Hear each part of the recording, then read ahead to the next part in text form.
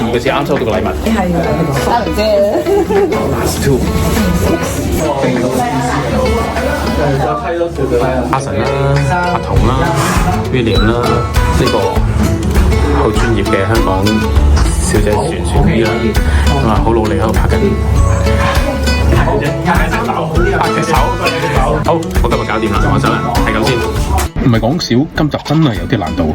離開鐵皮屋，期待全新安樂窩。一家五口等咗8年啦，終於咧上到村啦。有人話3個女人1個墟，咁4個又點算呢？3個女亦都可以有自己嘅生活空間，幫佢哋翻新家私電器，改善生活空間居住環境，運用適當嘅技能，再因應需要加啲心思，打造理想家園。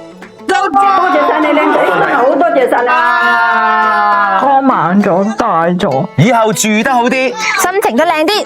記住，千祈唔好錯過京東定興黃針改造家，1月24號起，星期六晚8點翡翠台。森美、子璇依依、澤澤最新節目《愛心改造家》，究竟有乜搞作？留意1月24日晚上黃金8點鐘翡翠台播出。